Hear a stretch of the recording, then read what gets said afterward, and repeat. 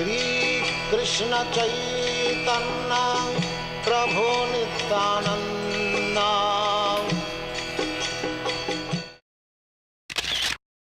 Welcome to our channel, Bhagavad-gita. Here it is. We have Bhagavad-gita as it is, and translation and commentary by His Divine Grace A.C. Bhaktivedanta Swami Prabhupada. And my name is Labanga Latika. We're reading the third chapter, Karma Yoga. It's all about activities, understanding activities, which is not, it's a little bit complex. And we are reading text 30 today.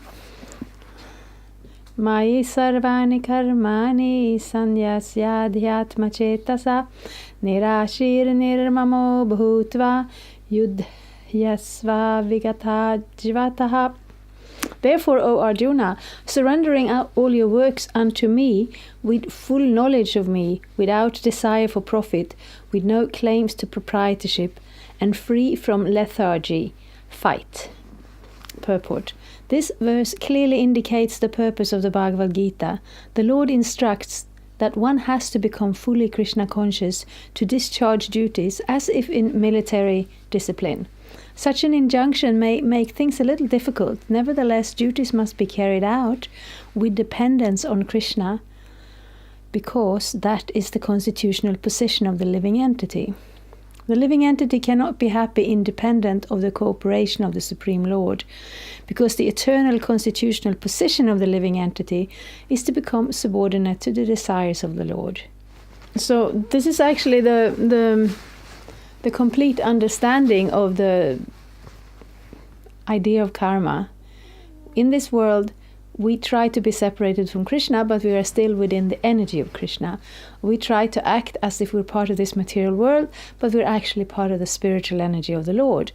And that spiritual connection to Krishna in its natural state, in its original state, means that we are subordinate to Krishna in the way that He is the Supreme Personality of Godhead, and we are very small.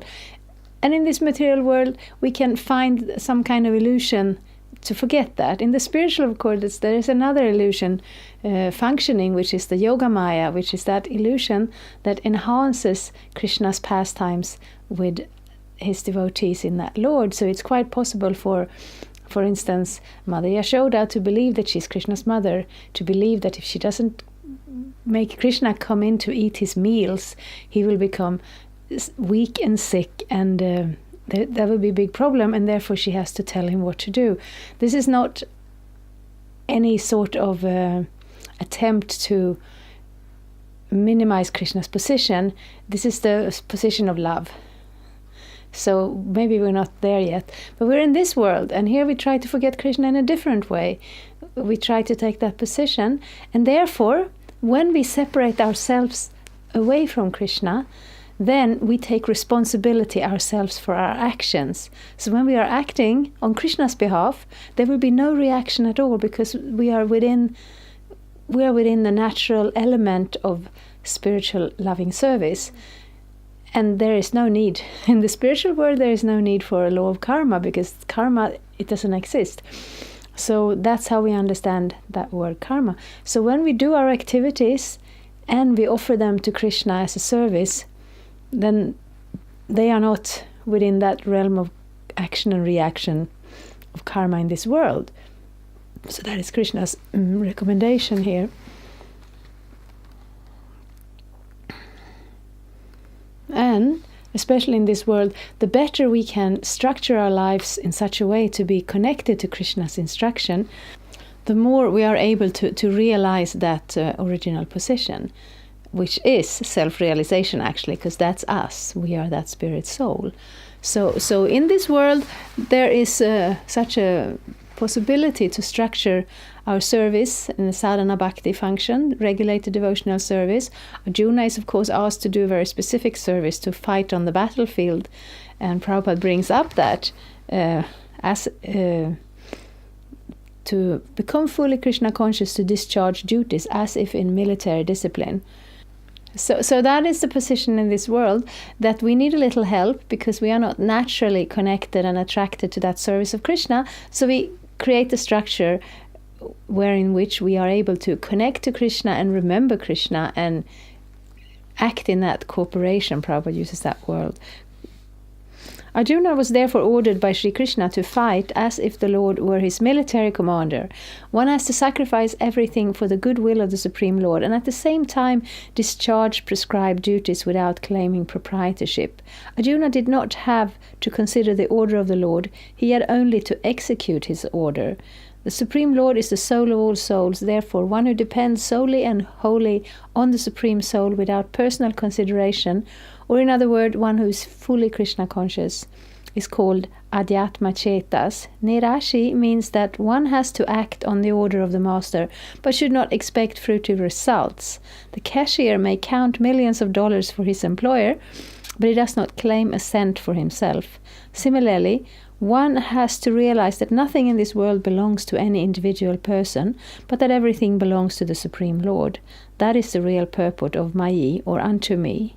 And when one acts in such Krishna consciousness, certainly he does not claim proprietorship over anything. This consciousness is called nirmama, or nothing is mine. And if there is any reluctance to execute such a stern order, which is without consideration of so-called kinsmen in the bodily relationship, that reluctance should be thrown off. In this way one may become vigata jvara, or without feverish mentality or lethargy. Everyone, according to his quality and position, has a particular type of work to discharge, and all such duties may be discharged in Krishna consciousness as described above. That will lead one to the path of liberation. So we're in the 3rd chapter, so we already read the 2nd chapter. So we should already have a somewhat solid foundation of this understanding, how we are the eternal spirit soul, how we are part and parcel of Krishna. So the 3rd chapter, it is working out the understanding of how knowledge and activities connect and what karma yoga means. One can do these actions for Krishna on different levels. There is the karma yoga, which means I have some desires.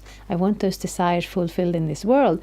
Therefore, I will do my activities according to my own understanding, also according to my duty, but also according to my own desires. But I will offer something to Krishna. And then the next level of karma yoga is I will understand that my nature is to act in a certain capacity. Somebody will be a teacher, somebody will be a farmer, somebody will be a leader of a country. That is our natural propensity, our natural position, but we'll do it on behalf of Krishna. And then there is the person who acts just out of love for Krishna and is not so concerned with the structures, which is not a position to be adopted prematurely, obviously, because if we don't have that love, then we don't see Krishna's will in a correct way, then we will just make up something. So therefore, we understand karma when we're acting for ourselves, but we offer something to Krishna. That is a good step. When we understand that everything belongs to Krishna, and we also belong to Krishna, and we are willingly seeing life like that. It's not that, Krishna comes and says, I'm your military commander, you have to follow me or you will go to prison. Of course, this material world can also be considered a prison, but it's a prison with very many perks and a lot of space for our free will and our capacity to enjoy in this world. But that is the step here to understand actions that are not part of that relationship, part of that connection between the soul and the Lord. They will be on our own responsibility, and we will be sometimes receiving a good thing, sometimes receiving a bad thing, like when you pick fruits in this world. Karma, pala, the result of our actions is also described as the fruits of our actions, and we all know, or I don't know if everybody knows that, but we used to have fruit trees, and we used to pick the fruit, and if we were too eager to pick them too early, they would be very sour and not very tasty. And when they were the perfect level of ripe, they would be very nice and sweet, and if we were unlucky, they had already started to go a little bit rotten, and then they would be terrible. And sometimes it wouldn't be so easy to tell just from the way they looked. So we go in this world, we work for the fruits, and we get some fruits. But we cannot control what sort of fruits we get. But as long as we are working on for ourselves, then that's what we will get. But when we work for Krishna, then that whole idea of balancing the activities with the reactions and so on, it falls away, because we are working for him, and there's a loving relationship. It's like if you have a company, or if you have a farm or a shop or something, you will have people working there, and according to how much they work, you will give them some remuneration. But if your children come in and they help you, then you will share your home, you will share everything with them, because you're a family. There's a bond of love there. But they will also naturally, of course, the children in a family will naturally be part of the family, and they will do some tasks according to their ability.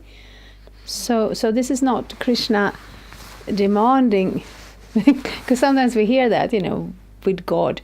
Why do we have to give so much to God? We should give to people in this world instead, because they need things. Why do God need our things? God doesn't need our things. God already has everything. Krishna owns everything in this world. But our natural connection to him is through service. And when we're in this world, we will do service with what we have in this world. It's never from a forced, God is not forcing us to do anything in this world, but he is explaining here that if we don't understand where our actions belong and where they lead to, we will have to blindly await our proper karma. If we have some knowledge of our karma, we can maybe control it to some extent, but never fully, because this world is not perfect in that way. It's like you go to school and we study physics. And I remember that very clearly, that, we get some knowledge, we get some understanding of acceleration and so many things. And then you're supposed to calculate. If an object of this size is falling from the roof, what speed will it fall with? And then the teacher was very careful to explain to us, so what we're doing now, this is math. In reality, though, there will be all kinds of winds and conditions that you can't exactly count on, or maybe you can count on them, but you'll have to have a lot more knowledge. But for now, we just count it like math. We just say this is the speed of light or sound, or the speed something falls, or the acceleration. Obviously, this is a long time ago. I don't remember it properly. But the same thing is with karma. In theory, we could maybe plan our life to only do good karma, good activities according to the scriptures and understanding the laws, and then we would receive only good results. But this is impossible. On our way, we will walk and we will step on some ants. When we cook our food, the fire will burn and we will kill some microbes. So there will always be something that gets in the way of our plan, and whatever we do, we will get our results, we will get the full results, and we will get nothing else that is not the result. Whereas in a loving relationship with Krishna, there's a whole different, I wanted to say system, but the material world is a system. Our relationship to Krishna is not a system. It's another realm, it's another reality, it's another dimension even. And that's something we may not be able to see, but through Krishna's instructions, and through also practicing those instructions, we're welcome to experience that reality. So that's where we want to go. Thank you very much. Hare Krishna. Thank you for watching. We aim for updates every Tuesday and Friday. Please come back. If you have any questions or comments, please leave them down there. We also have some links and information for you. And there is, of course, the subscribe button. Thank you. Hare Krishna. I'm a Hare Krishna, and I approve this message. Subscribe. Hare Krishna.